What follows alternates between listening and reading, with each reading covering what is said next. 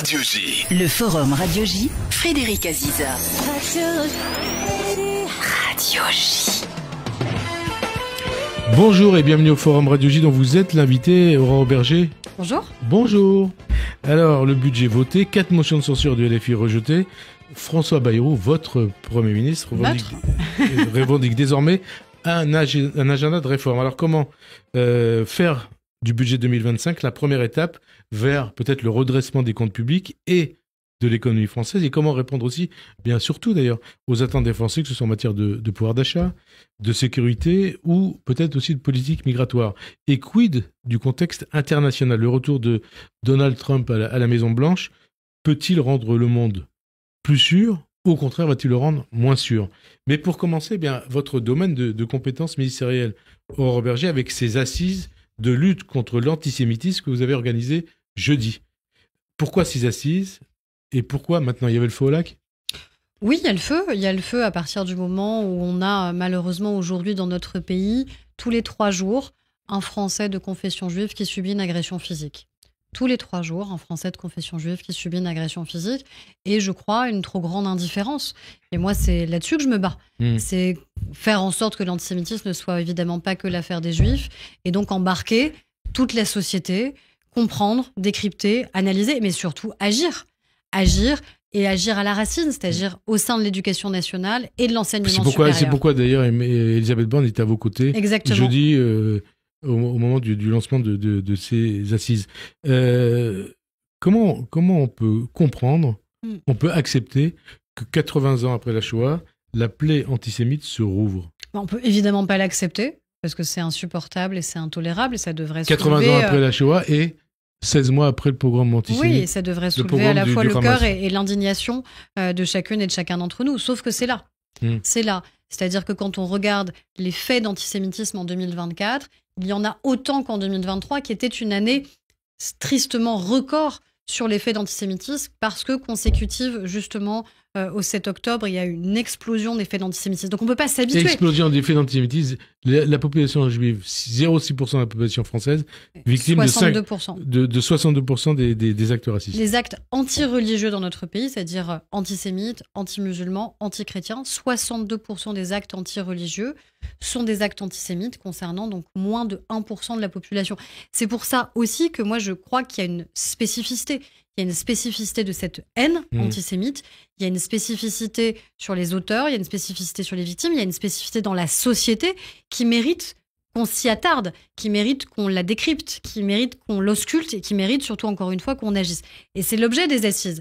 C'est pour ça que j'ai réuni jeudi à la fois des jeunes, parce que je voulais qu'on leur donne la parole. Je voulais qu'on entende ces enfants, ces adolescents, ces jeunes adultes qui subissent l'antisémitisme du quotidien, qui sont parfois interdits d'entrer dans un amphi, dans un campus, parce qu'on va les insulter, les traiter de génocidaires, les essentialiser, comme si derrière chaque Français juif, il y avait donc un co-responsable de la situation à Gaza, oubliant le point de départ.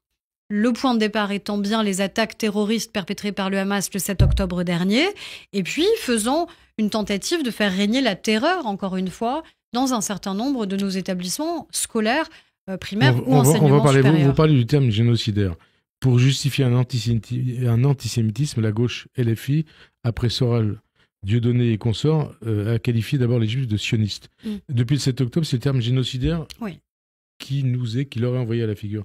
Qu'est-ce que cela vous inspire? Génocidaire. Déjà du dégoût. Du dégoût parce que le génocide, c'est un terme qui est extrêmement codifié dans notre histoire, qui concerne 3 génocides.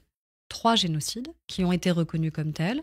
La Shoah, qui concerne le génocide rwandais et le génocide arménien. 3 génocides. Premier génocide du XXe siècle. Premier génocide du XXe siècle, évidemment. Le génocide arménien. Et le génocide arménien. Donc c'est ça. Ce sont ces 3 génocides qui ont été caractérisés comme tels, c'est-à-dire la persécution systématique, l'exécution systématique, la tentative de destruction d'un peuple, d'une identité, en Arménie en effet, au Rwanda, et sur l'ensemble du continent, ou quasi l'ensemble du continent européen, pendant la Seconde Guerre mondiale avec la Shoah. Donc évidemment, qualifier de génocidaire, c'est déjà faire référence à cette histoire-là et faire référence donc pour la population juive à la Shoah. Ça veut C'est dire retourner, en fait, Ouais.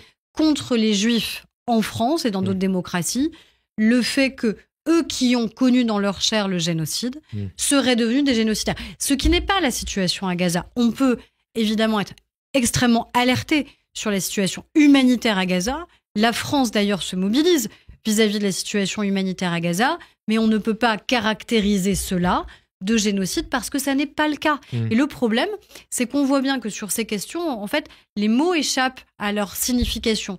Il y a les croyances qui deviennent des vérités, il y a des déformations historiques qui deviennent des faits. Et ça, c'est absolument inacceptable. Et là, vous visez quoi? LFI qui? Notamment la France Insoumise, des collectifs qui se mobilisent prétendument sur la Palestine, mais dont on voit bien qu'en fait, ce qui les préoccupe le plus, c'est pas tant la population civile palestinienne, qui en effet vit une situation humanitaire qui est terrible, mais c'est bien cette obsession maladive, insupportable d'Israël. Et à un moment, il faut quand même qu'on s'arrête sur cette question-là, sur cette question de cette obsession. Quel autre pays au monde subit un tel niveau d'obsession? À quel moment on appelle à la destruction d'un État? Regardons la situation... la nazification d'Israël. À la nazification d'Israël, qui est là encore les mêmes arguments sémantiques que quand on parle de génocide. Pour vous, c'est de l'antisémitisme? En tout cas, ça devrait quand même nous interpeller. Quand on regarde la situation en Iran, quand on regarde la situation en Afghanistan, quand on regarde la situation au Yémen, pour ne prendre que ces 3 exemples, qui sont des situations absolument insupportables subies par les populations civiles, et notamment et d'abord par les femmes, je n'entends personne dire « détruisons l'Afghanistan, détruisons l'Iran ». On appelle à une mobilisation de la communauté internationale pour les populations civiles, on appelle à un changement puissant de gouvernance, évidemment. On a une critique libre et totalement légitime de la situation de ces États, mais on n'appelle pas à leur destruction. Donc cette obsession maladive, à un moment, oui, pour moi, c'est caractéristique de ce qu'est l'antisémitisme. Et c'est pour ça que j'ai demandé dans le cadre de ces assises qu'on travaille, et je laisse 2 mois à ces experts pour travailler, professeurs de droit public, universitaires, magistrats, avocats, pour que concrètement ils nous disent, est-ce qu'il faut revoir la définition de ce qu'est l'antisémitisme aujourd'hui? Est-ce qu'il faut changer notre droit, changer notre code pénal? De quelle manière il faudrait le changer? Justement, c'est ça, c'est leur lettre de mission. Justement, mais vous avez sans doute des idées en tête. Par rapport justement aux situations qu'on évoque. Demain dans la rue, pour vous faites interpeller. Antisémitisme, antisionisme, c'est pareil? En tout cas, on se cache derrière l'antisionisme pour être sans doute plus facilement antisémite aujourd'hui. Ouais. Parce que dans la rue, si on vous interpelle et qu'on vous traite de sale sioniste ou si on vous traite de génocidaire, c'est quoi l'intention qui est derrière? C'est quoi l'intention qui est derrière? Dis-moi. Pour moi, c'est de l'antisémitisme. Et je veux qu'on soit inattaquable sur la question, et c'est pour ça que je veux réunir et que j'ai lancé du coup ce travail avec des experts dont c'est le métier, parce qu'ils sont universitaires, parce qu'ils sont professeurs de droit public, parce qu'ils sont magistrats, parce qu'ils sont avocats, pour qu'ils nous disent et pour qu'on trouve les bons termes, les bons mots. Et encore une fois, il n'y a pas d'atteinte à la liberté d'expression. Chacun est libre de dire et de penser ce qu'il veut sur la politique qui est portée par un gouvernement, sur la politique du gouvernement de Benyamin Netanyahou, sur la politique israélienne. Ça n'est pas la même chose de harceler, de menacer, d'essentialiser, encore une fois, les Français parce qu'ils sont juifs ou qu'ils le seraient, parce qu'ils ont un nom à consonance juive. Ça, c'est absolument insupportable. Quand on entend les déclarations d'un centre d'élus LFI, que ce soit Mélenchon, Mathilde Panot, Émeric Caron, Léo Mans, enfin d'autres. Il y a une liste qui est longue. Rima Hassan, Merci Assoudé. Ils n'ont que génocidaire dans la bouche. Quand on regarde leurs publications sur les réseaux sociaux, on voit bien l'obsession et le nombre de tweets. D'ailleurs, depuis le 7 octobre, j'ai pas vu beaucoup de tweets sur la situation de nos otages. On a encore un Français qui est retenu en otage par justement les terroristes islamistes du Hamas.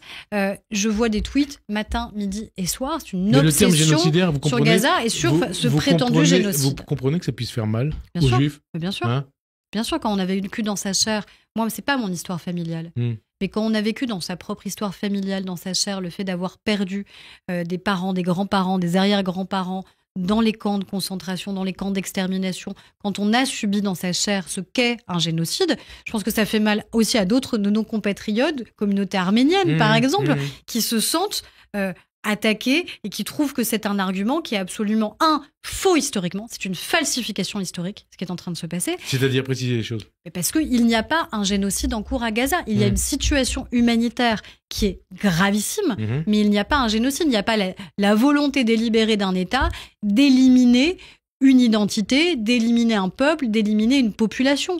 Ça n'est pas le cas, ça n'est pas vrai. Et heureusement, évidemment, sinon je serais la première à m'en insurger et on serait les premiers, je pense, en France à se mobiliser. Et alors, ce qu'on se dit aussi, c'est qu'on ne croit pas à la souffrance juive. Ça, je ne sais pas sur... Alors, non, j'ose espérer qu'on y croit quand même et qu'on entend cette souffrance. Ceux qui depuis 16 mois, n'ont que le génocide supposé d'Israël à Gaza, qui ont cette haine d'Israël dans toutes leurs déclarations. La souffrance juive, elle est absente. En fait, je pense que c'est pas leur préoccupation. Je pense que c'est pas ça qu'ils visent. Évidemment, c'est pas à partir du moment où vous n'êtes pas capable de qualifier d'attentat terroriste les attentats terroristes du 7 octobre, à partir du moment où vous n'êtes pas capable d'empathie pour celles et ceux qui ont perdu des amis et des proches. On a 42 Français. 42 Français qui ont été assassinés. Encore une fois, par le terrorisme islamiste le 7 octobre dernier. 42, on les a d'ailleurs honorés. Le président de la République les a honorés. J'y étais évidemment aux Invalides. Donc ça aurait dû, encore une fois, là encore, soulever une indignation. Après, ce que je veux dire quand même aux Français juifs qui peut-être nous écoutent ce dimanche, c'est que ces gens-là sont minoritaires. Ils sont minoritaires. Ces gens-là. LFI, celles et ceux qui pensent de cette manière-là, celles et ceux qui mettent des cibles dans le dos de nos compatriotes juifs. Donc LFI met des cibles dans le dos des juifs français. À la fin, on est ce qu'on fait. On est ce qu'on fait. Et quand vous avez cette obsession maladive, quand vous n'êtes pas capable de nommer le mal pour ce qu'il est, quand vous n'êtes pas capable d'empathie alors que 42 Français ont été assassinés par le terrorisme islamiste, eh bien oui, quand on voit sur les conséquences que ça, encore une fois, les insultes et menaces, c'est déjà des violences. Le harcèlement, c'est déjà une violence. Ce qui se passe sur les réseaux sociaux, c'est déjà une violence. Mais le pire des chiffres, des statistiques, c'est ce que je vous disais, c'est que tous les 3 jours, un de nos compatriotes, parce qu'il est juif, est agressé physiquement. On s'en prend à lui physiquement. Donc oui, il y a des cibles dans le dos qui ont été mises et on a vu, notamment, encore une fois, par ces prétendus collectifs, par un certain nombre d'élus de la France insoumise, par leurs outrances, par leur comportement, par leur falsification historique, par leurs mensonges. Et ça, c'est insupportable. Et quand vous dites LFI met des cibles dans le dos des juifs français, c'est-à-dire qu'ils les mettent en danger ? En tout cas, on voit les réactions que ça provoque dans notre pays. Et les réactions que ça provoque dans notre pays, c'est quoi ? C'est que je crains qu'un certain nombre de jeunes, notamment, puisque les auteurs des actes antisémites sont de plus en plus jeunes, se laissent intoxiquer par ça, se laissent intoxiquer par ces discours qui sont des discours de haine, se laissent intoxiquer par ces contre-vérités, si ce n'est par ces mensonges ou par ces fausses informations. Et donc, à la fin, ça donne des campus où vous avez des jeux de cartes antisémites, ça donne un salut nazi dans un autre campus, ça donne des étudiants qui se sentent non seulement seuls, mais qui ont peur. Et moi, je ne peux pas accepter en tant que ministre qu'on ait une seule personne dans notre pays qui ait peur en raison de son identité réelle ou supposée, qu'il soit juif, quelle que soit sa couleur de peau, quelle que soit son orientation. C'est ça qui est absolument insupportable et on ne peut pas l'accepter. Qu'il soit musulman, bien sûr, qu'il soit homosexuel. Aucun Français ne devrait avoir peur d'être qui il est et ne devrait avoir une cible mise dans le dos avec des conséquences qui sont extrêmement graves pour sa propre santé mentale et puis surtout avec ce risque-là qui existe d'agression. Et vous comprenez que certains juifs nous disent « on a peur ». Oui, malheureusement, je le comprends, mais je veux qu'ils entendent la mobilisation sans faille qui est celle de l'État, parce qu'ils ont un État, évidemment, qui est à leur côté, qui dénonce, qui dit les choses et qui agit pour les protéger à l'école, à l'université. Et c'est pour ça, encore une fois, que j'ai relancé ces assises. C'est pour ça qu'Elisabeth Borne était à mes côtés. C'est pour ça que je mobilise les présidents d'université. C'est pour ça qu'on agit au quotidien, parce qu'ils ont un garde des Sceaux qui suit ça de manière très scrupuleuse. Il a fait une circulaire au procureur de la République pour leur dire que dès qu'il y a un signalement, vous savez, on fait des signalements au procureur de la République, ce qu'on appelle l'article 40. Dès qu'il y a un signalement pour des faits d'antisémitisme, il veut une vigilance et une réactivité renforcée, qu'ils ont un ministre de l'Intérieur et que le président de la République agit.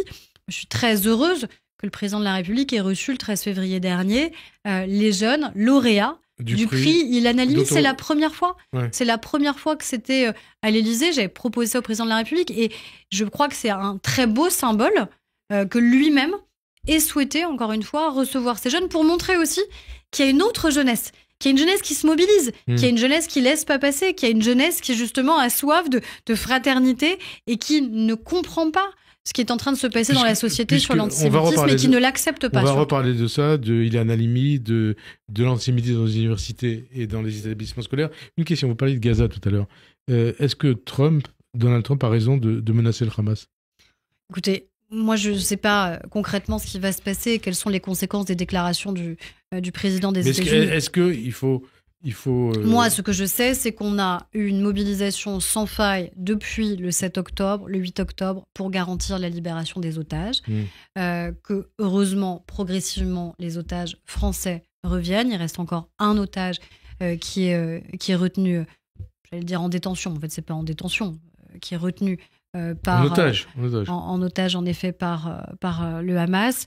Et donc, c'est ça. Et on voit après chaque libération. C'est la mobilisation sans faille de l'État français pour accompagner les familles, soutenir les familles et garantir que tous nos concitoyens reviennent jusqu'au dernier en vie dans les meilleures conditions possibles. Parce que moi, les images de la libération des otages, elles m'ont bouleversée. Elles m'ont bouleversée. C'est à la fois des images de propagande, mais c'est des images d'humiliation qui sont absolument terribles, qui soulèvent et qui doivent, j'espère, soulever une immense indignation de la part de l'ensemble des Français. Parce que vous voyez des hommes amaigris, affamés, hébétés, épuisés. Et puis cette mise en scène macabre avec cet otage notamment qui dit qu'il est heureux de retrouver sa fille et sa femme alors qu'elles ont été assassinées. Alors on va vous répondre. Donc ça montre ce qu'est le terrorisme et le terrorisme islamiste. Et on vous répond, mais vous ne dénoncez pas la situation, vous ne parlez pas de la situation des Palestiniens à Gaza. Mais j'en parle. Ouais. Je parle de la situation humanitaire à Gaza qui existe. Je parle de la mobilisation de la France sur la situation humanitaire, mais je dénonce le fait que eux aussi sont retenus en otage par le Hamas. Parce que c'est ça qui se passe. C'est qu'ils sont retenus en otage, eux aussi, par les terroristes islamistes qui les empêchent tout simplement d'avoir accès à l'éducation, qui empêchent les femmes d'avoir accès à l'égalité, qui empêchent les personnes LGBT d'avoir accès à leurs droits. Parce que c'est ça quand même, la vie à Gaza d'un certain nombre de femmes, de personnes qui sont simplement personnes homosexuelles. Il faut le dire aussi. Et donc oui, moi je dénonce la situation humanitaire parce qu'on doit garantir l'accès à la santé, aux soins, la question évidemment alimentaire à Gaza, l'accès à l'éducation des enfants. Mais encore une fois, les principaux geôliers aujourd'hui des citoyens palestiniens, ce sont les terroristes du Hamas. C'est le Hamas. Alors, les assises. Oui. Pourquoi le 13 février ? Parce que c'est la date anniversaire, donc jeudi c'était la date anniversaire de la mort d'Ilan Halimi. Donc ce jeune juif enlevé en janvier 2006 dans la région parisienne, par une vingtaine de personnes, le gang des barbares, parce qu'étant juif, il était censé être riche. Et plutôt que d'avoir été à l'origine d'un sursaut, l'affaire Halimi a été à l'origine d'un tournant antisémite au sein même de la société française, dans les quartiers et dans les cités. Est-ce que c'est l'analyse que vous faites ? Je pense qu'il y a eu un choc au moment de l'assassinat d'Ilan Halimi, parce qu'avant d'être juif, il est français, parce que c'est un jeune auquel on peut s'identifier et parce que ça charriait en fait la plupart des présupposés stéréotypes antisémites. Mais depuis 12 juifs français ont été assassinés parce qu'on est juif. Dans des attentats terroristes, avec des Français juifs qui ont été ciblés parce qu'ils étaient juifs, et malheureusement aussi d'autres attentats qui ont existé dans notre pays, des enseignants qui ont été pris pour cible parce qu'ils étaient enseignants, des journalistes, des dessinateurs, des caricaturistes qui ont été pris pour cible. C'est-à-dire ce qui fait notre démocratie, ce qui fait notre capacité à tenir ensemble et tenir debout, c'est ça qui à chaque fois a été pris pour cible.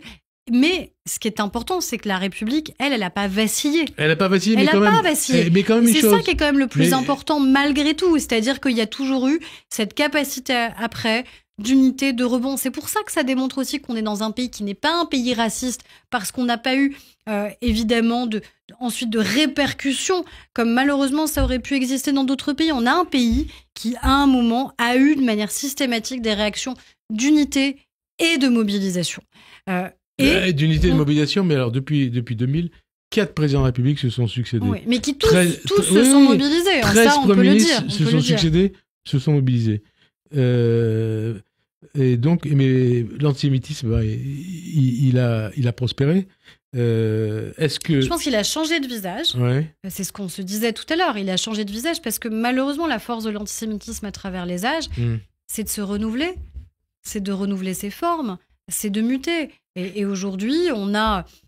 changer de visage. Alors, on va préciser les choses. Ça veut dire quoi? L'antisémitisme aujourd'hui? Sur la question de l'antisionisme. Et majoritairement d'origine musulmane? Non, c'est pas ce que je dis. Moi, ce que je dis, c'est que changer de visage, ça veut dire changer la définition aussi de ce qu'est devenu l'antisémitisme. C'est-à-dire qu'on avait une forme d'antisémitisme connue dans notre pays, qui charriait un certain nombre de stéréotypes, de convulsions, et on a de nouvelles formes d'antisémitisme qui existent dans un certain nombre de nos quartiers notamment, et qui progressent sur quoi? Qui progressent sur de la méconnaissance, mais qui progressent aussi avec une spectaculaire vitesse aujourd'hui, du fait de la désinformation massive, parce qu'aujourd'hui on s'informe moins dans les médias traditionnels, qu'on se désinforme à coups de Snap, de TikTok, de X, mais évidemment que c'est un accélérateur à ça. On dit il faut lutter contre ça. Et qu'est-ce que vous pouvez faire de plus? Parce que la question du complotisme, elle est d'autant plus facilement véhiculée sur les réseaux sociaux pour une raison simple. C'est que sur un réseau social, vous trouverez toujours quelqu'un qui dit que vous avez raison. Alors qu'avant, vous trouverez non seulement une personne, mais 10 personnes, 100 personnes, 1000 personnes, parfois bien plus, qui vous disent que vous avez raison.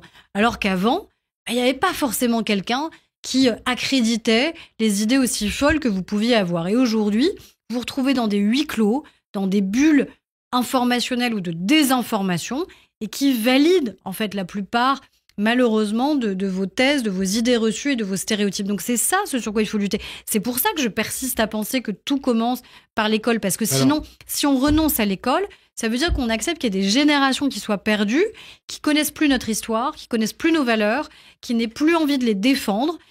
Et dans ces cas-là, le combat il est perdu. Alors, et ça, on baisse les bras. Le point sensible, justement, c'est la question de l'antisémitisme dans le milieu scolaire et, comme vous l'avez dit tout à l'heure, dans l'enseignement supérieur.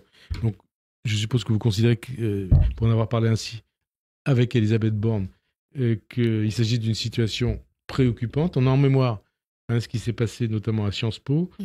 Dans les universités, est-ce qu'on doit tolérer que les agitateurs perturbent les cours et cherchent à occuper les grandes écoles notamment? Déjà jamais.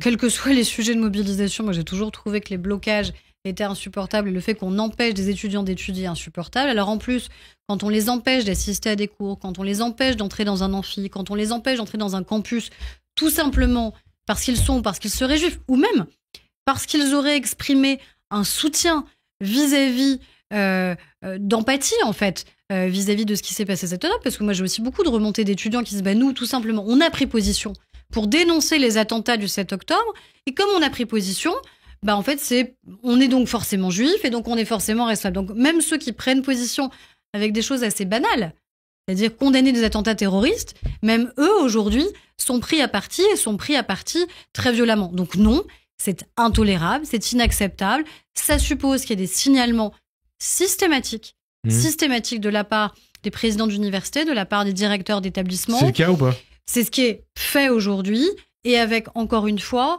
cette attention qui est demandée au procureur de la République, c'est ce que je disais, Gérald Darmanin, garde des Sceaux, qui a signé une circulaire à l'ensemble des procureurs qui sont sous son autorité directe, en leur disant, quand vous avez un signalement d'un président d'université, d'un directeur d'établissement, alors il faut que ce signalement soit suivi des faits, qu'on dise pourquoi c'est repris, ça n'est pas repris, qu'on explique, qu'on motive, et surtout que, je l'espère, la condamnation puisse être ensuite absolument implacable. Et alors vous souhaitez que les actes antisémites dans les universités et les grandes écoles soient comptabilisés. Oui.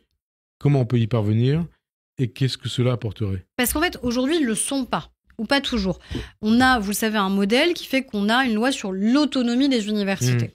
Donc, ils sont autonomes sur la manière de faire, de ne pas faire, de signaler, de ne pas signaler. Et donc, du coup, on se retrouve avec des éléments très parcellaires. Ceux qui font remonter, ceux qui ne font pas remonter. Moi, je pense qu'il faut qu'il y ait des remontées systématiques, parce que c'est quand même compliqué si on ne sait même pas de quoi on parle. Si moi, je ne sais pas vous dire aujourd'hui, ce matin, si ça concerne l'intégralité des établissements, si ça concerne quelques établissements, si les faits sont concentrés, très concentrés sur certains d'entre eux, territoriaux, ou en fonction des types d'études qui sont réalisées. Qu'est-ce que vous demandez? Donc moi, je veux... au monde universitaire? Et c'est pour ça que d'ailleurs, j'ai réuni vendredi un certain nombre de présidents d'université pour qu'on ait ces remontées systématiques des moindres incidents qui existent. Parce qu'aujourd'hui, on a des remontées qui sont parcellaires, qui sont liées aux signalements qui ont été faits au procureur de la République, ou aux plaintes qui ont été déposées. Mais il y a tant d'étudiants qui portent pas plainte, qui disent pas, qui signalent pas. Et donc ça, il faut que ce soit l'enseignement supérieur qui protège. Et il faut aussi, la loi impose qu'on ait des référents dans chacune de nos grandes écoles universités sur la lutte contre l'antisémitisme, le racisme, les discriminations. Il faut qu'on ait des gens formés, qualifiés pour le faire. C'est le sens d'ailleurs d'une proposition de loi qui est en cours d'examen au Sénat sur antisémitisme et enseignement supérieur. Parce que c'est pas la même chose de nommer quelqu'un et de nommer quelqu'un compétent, qualifié, formé, qui va vérifier, qui va faire son travail, qui va accompagner les étudiants, qui va convoquer les auteurs, qui va faire le lien avec la police, avec, encore une fois, le procureur de la République. Donc c'est ça aussi dont on a besoin, c'est systématiser la manière avec laquelle ces remontées sont faites, former et ne rien laisser passer, évidemment. Est-ce que les Juifs payent les ravages de l'islamo-gauchisme? Est-ce que ce terme vous parle? Non, mais moi, ce terme me parle. Moi, j'ai déjà employé. Mais je crois qu'on paye des années où, malheureusement, on a une forme de laisser-faire. Et puis, encore une fois, ce truc de pas de vague. C'est-à-dire, il fallait mieux ne pas faire remonter. Moi, je préfère qu'on fasse remonter. Je préfère qu'on sache. Je veux pas qu'on mette la poussière sous le tapis parce que cette poussière, c'est des hommes et des femmes, c'est des étudiants, c'est des jeunes qui subissent des agressions, qui subissent des insultes, qui subissent des menaces et qui ont peur en fait. On peut pas accepter ça encore une fois. Quel parent pourrait accepter que son gamin aille la boule au ventre à l'école, au collège, au lycée, à l'université en raison de ce qu'il est encore une fois? Parce que ce serait un homme ou une femme, fille ou un garçon, parce qu'il serait juif, parce qu'il serait musulman, parce qu'il serait catho, parce qu'il serait rien de tout ça, j'en sais rien, parce qu'il serait homosexuel. Ça, c'est insupportable. Et si ça nous insupporte pour nos propres enfants, ça doit nous insupporter pour ceux des autres, en fait. Et c'est ça qu'on n'arrive pas à faire encore, je trouve, dans ce pays, c'est qu'on se sente concerné par ce qui ne nous concerne pas directement. Et c'est ça, lutter contre l'indifférence, c'est qu'encore une fois, on se sente concerné de la souffrance de l'autre. Et aujourd'hui, il y a beaucoup de souffrance. Et cette souffrance, elle est insupportable. Insupportable à entendre. Et donc, il faut l'entendre, mais surtout, il faut agir pour qu'on n'ait plus un seul étudiant, un seul collégien, un seul lycéen qui ait peur, tout simplement. Et vous parliez tout à l'heure des ravages de la stratégie de Jean-Luc Mélenchon et des défis sur la jeunesse. Est-ce que ça veut dire que vous vous dites que Mélenchon et les élus et les filles sont en train de pourrir la jeunesse de France en ayant choisi depuis le 7 octobre une stratégie visant à fidéliser peut-être un électorat obnubilé par la haine d'Israël et par la haine des Juifs? Écoutez, moi ce que je vois sur les dernières élections, et heureusement, c'est que c'est pas une stratégie payante. Mais ça n'est plus une stratégie payante. Vous constatez cette stratégie? En tout cas, il y a eu une stratégie assez claire et assez nette de la part de la France insoumise, qui était, de tout conflictualiser, quand même.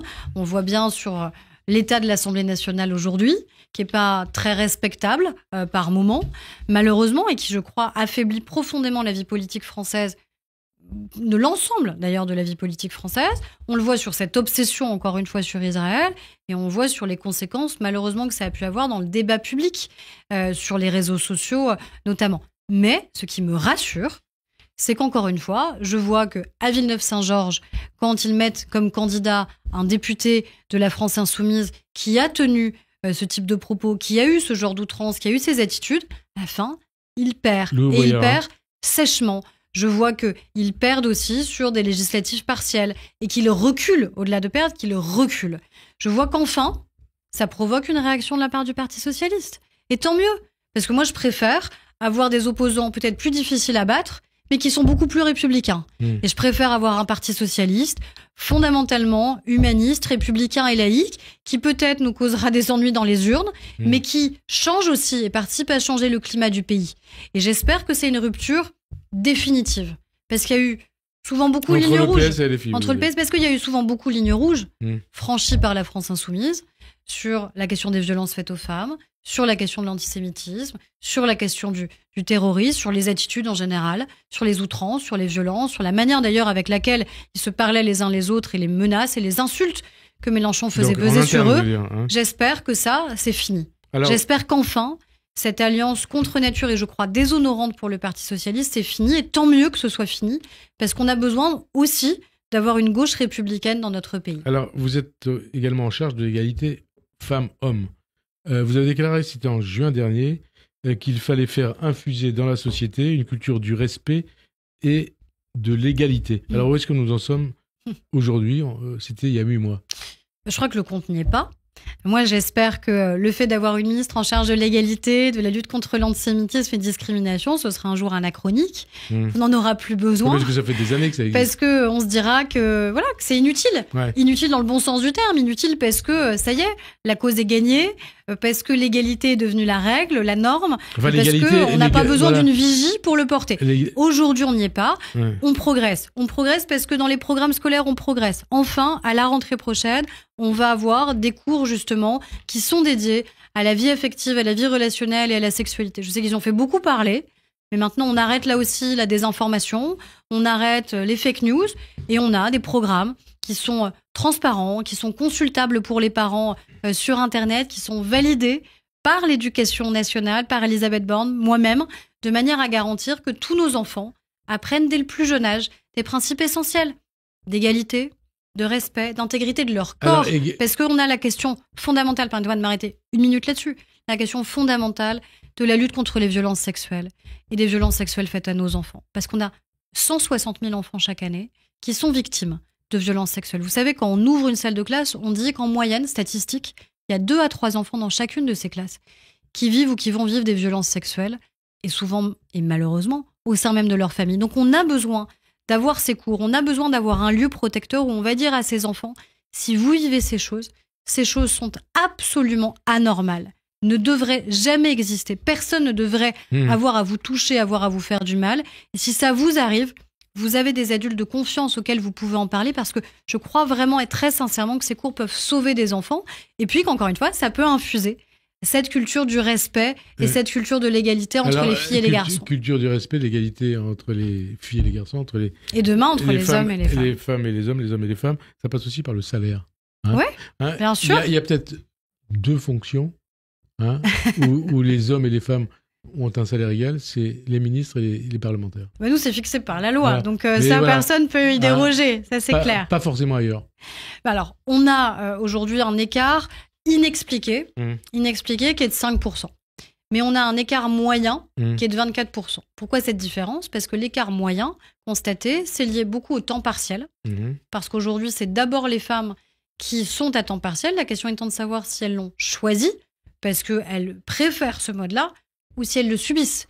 Parce que par principe, on va se dire, bah oui, mais une femme, elle n'aura pas forcément le temps, la possibilité, elle a besoin de temps pour ses enfants. Donc en fait, on choisit à sa place. Qu'est-ce qu'on fait pour on choisit à sa place. Donc, pour justement, mettre fin à cette non-égalité. Alors, cette inégalité réelle. Il y a la question de la mixité des métiers. Aujourd'hui, on voit bien qu'on a des métiers où il y a une surreprésentation des femmes, des métiers où il y a une surreprésentation des hommes. Moi, je crois à la mixité. Quand on parle d'égalité, c'est aussi de la mixité. Je veux que les garçons, les jeunes hommes se disent, par exemple, ils peuvent devenir magistrats. Parce qu'aujourd'hui, il n'y a quasiment que des femmes qui sont magistrates. Or, on a besoin évidemment d'une mixité dans ces métiers-là. Et je veux que les petites filles, les jeunes femmes se disent qu'elles peuvent devenir ingénieures. On a parlé d'intelligence artificielle parce que dans le domaine scientifique, cette semaine. Bon, et ben on a besoin. Il y a moins de femmes que d'hommes. Malheureusement, alors qu'elles réussissent mieux leurs études quand elles en font. Donc, ça veut dire qu'on a besoin, encore une fois, de mixité. Et que cette mixité des métiers, elle sera évidemment bonne sur l'égalité professionnelle, l'égalité salariale. Et puis, une mesure à laquelle moi je suis très attachée, que je porte avec conviction, qui est la question de la parentalité et la création du congé de naissance. Parce qu'aujourd'hui, le premier frein sur la carrière professionnelle des femmes, le premier frein sur l'égalité, c'est la parentalité. C'est-à-dire qu'en clair, quand vous avez entre 25 et 40 ans, on considère que vous pouvez demain avoir un enfant.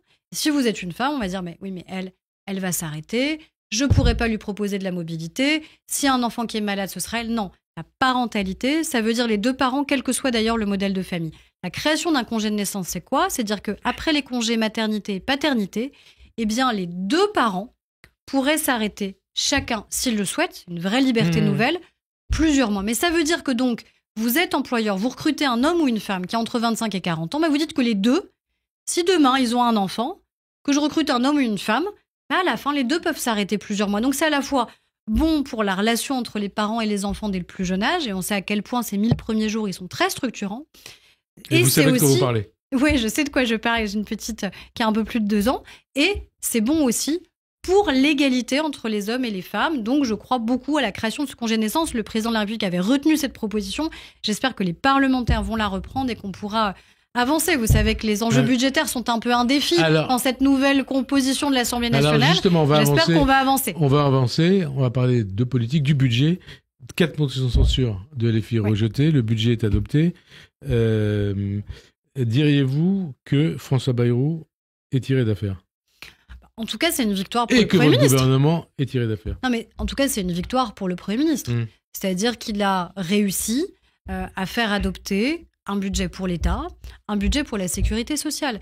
Et je crois que ceux qui nous écoutent ont compris que sans budget, il y avait des conséquences. Parce que la fable que ceux qui ont appuyé sur le bouton de la censure ont essayé de faire croire aux Français, c'est de dire, vous voyez, ça n'a pas de conséquences, ça n'a pas d'incidence. Mais si, en fait, ça en a. Moi, je vous donne un exemple très concret dans mon ministère.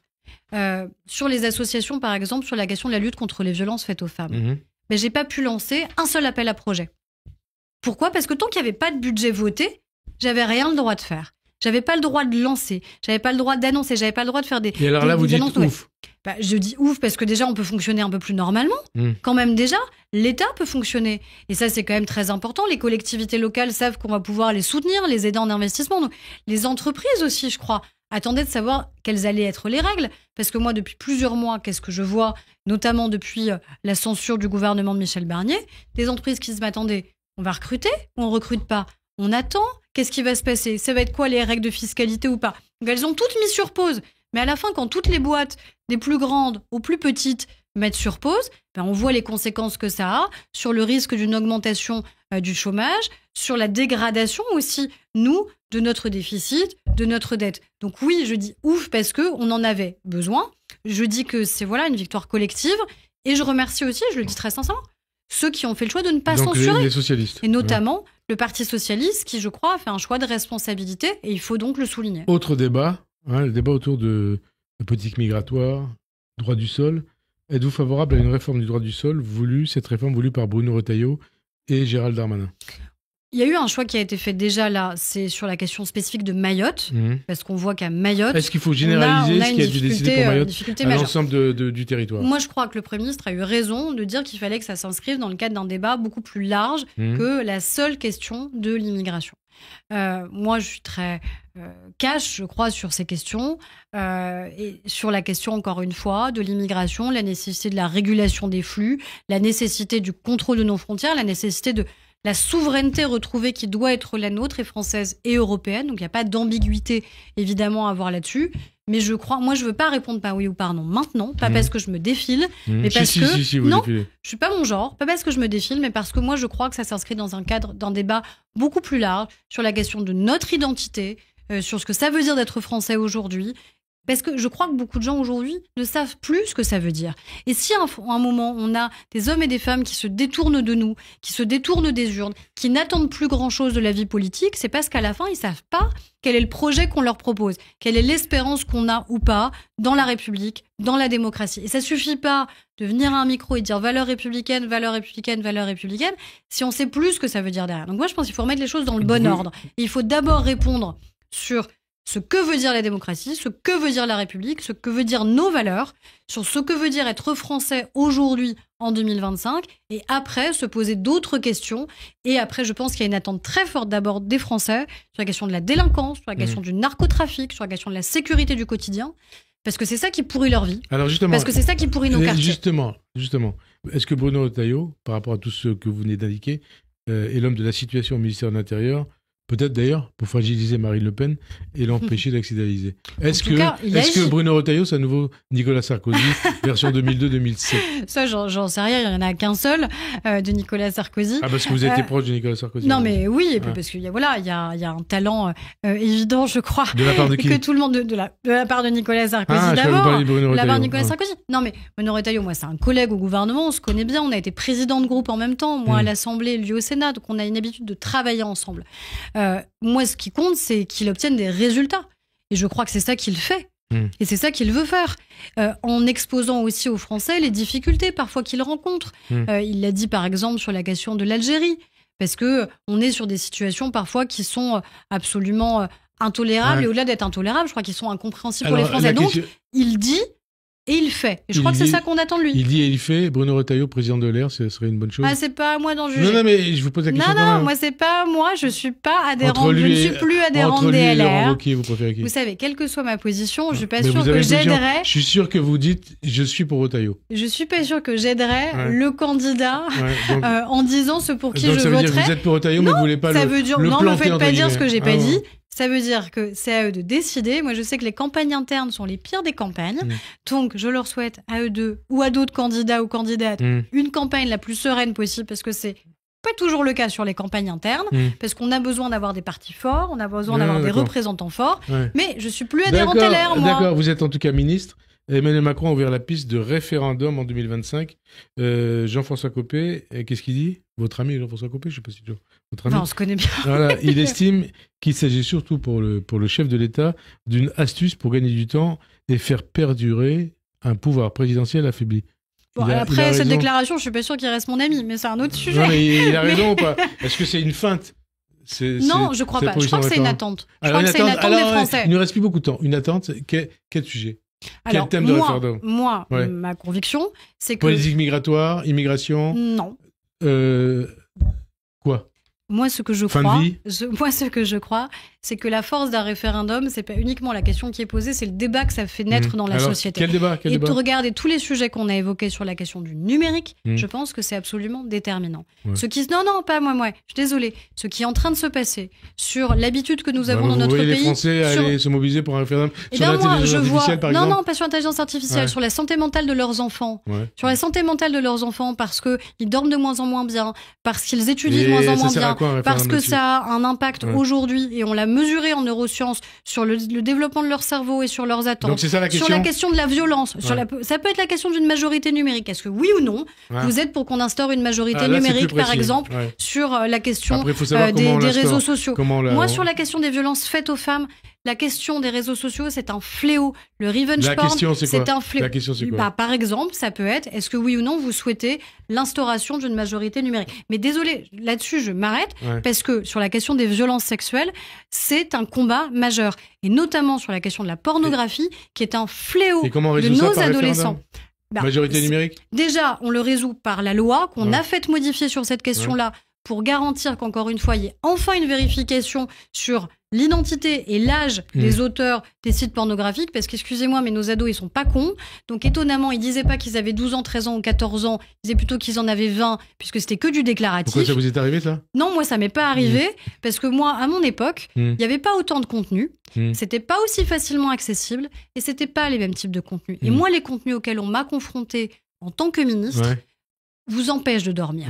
Parce que ce sont des vraies femmes qui se font réellement violer et qui se font réellement torturer, ou parfois même des enfants et des adolescents quand on parle de pédopornographie. Donc oui, je crois que ce sont des sujets qui sont majeurs, et je crois que c'est pas des petits sujets, c'est vraiment des sujets de société. Un référendum, ce sont des sujets de société qu'on a intérêt et envie d'aborder. Richard Ferrand a été proposé par Emmanuel Macron pour succéder à Laurent Fabius à la tête du Conseil constitutionnel. Il va être auditionné le jeudi prochain par les commissions des lois de l'Assemblée et du Sénat. La gauche et le Rassemblement national dénoncent un fait du prince. Il parle aussi d'absence de légitimité de Richard Ferrand pour occuper cette fonction. Qu'est-ce que vous répondez à ces critiques, à ces attaques? Est-ce que Richard Ferrand est vraiment l'homme de la situation? C'est pas la première fois qu'un ancien président de l'Assemblée nationale pourrait devenir président du Conseil constitutionnel. Il me semble que c'est déjà arrivé. Non, mais il me semble qu'on peut pas nier à Richard Ferrand. Déjà, c'est pas un problème d'avoir eu une carrière politique. C'est pas un problème d'avoir été élu par les Français et d'avoir occupé des fonctions clés. Et il me semble que Laurent Fabius, actuel président du Conseil constitutionnel, ancien ministre, ancien parlementaire, il me semble que personne ne nie la crédibilité qui est la sienne, la légitimité qui est la sienne. Et vous savez, cette fameuse phrase que vous disent les sages du Conseil constitutionnel, c'est ce devoir d'ingratitude, c'est-à-dire arriver et assumer une ingratitude envers celui ou celle qui vous a nommé. Après, de toute façon, c'est les parlementaires qui vont décider, puisque c'est les députés et les sénateurs qui vont voter dans un bulletin secret pour décider si oui ou si non ils souhaitent que ce soit Richard Ferrand. Moi, je l'assume, je souhaite que ce soit lui, parce que je crois qu'encore une fois, il a été un grand parlementaire, un président de l'Assemblée nationale qui a été remarquable et qui a été extrêmement honnête dans la manière avec laquelle il a travaillé avec, je crois, l'ensemble tout simplement des groupes parlementaires. Vous parlez de devoir d'ingratitude, il y a parfois un devoir d'ingratitude par rapport entre parlementaires. Le 31 janvier, une information judiciaire a été ouverte à la Cour de justice de la République contre vous pour faux témoignage présumé à propos des crèches privées. Ces investigations ont été lancées suite à un signalement émanant du bureau de l'Assemblée nationale en octobre dernier, après des déclarations que vous y avez faites devant la commission d'enquête parlementaire. Vous avez fustigé une demande infondée à l'initiative de LFI. Est-ce que vous êtes vraiment sereine quant à l'issue de cette procédure? Moi, je réserve mes paroles et mes mots pour la Cour de justice de la République et je me tiens à sa disposition. Ce que je sais, c'est que c'est une décision initiale du bureau de l'Assemblée nationale à la demande de la France insoumise. Et donc, c'est un vote politique du bureau de l'Assemblée nationale pour réaliser ce signalement. Ce que je dis, c'est qu'aucune plainte n'a jamais été déposée contre moi et qu'en aucun cas, on ne m'a reproché quoi que ce soit qui serait illégal dans la manière avec laquelle j'ai exercé mes responsabilités de ministre, puisque je suis la ministre qui a le plus mis en place de contrôle et qui a changé la loi pour renforcer les contrôles des grands groupes de crèches privées. Ça, ce sont les faits. Pour le reste, eh bien, je suis à la disposition de la Cour de justice de la République. Donc vous ne craignez pas pour la suite de votre carrière? Je suis à la disposition de la Cour de justice de la République. Merci en tout cas, Aurore Berger, d'avoir répondu à notre invitation. Bonne fin d'après-midi sur Radio J, à dimanche prochain. Merci. Merci à vous.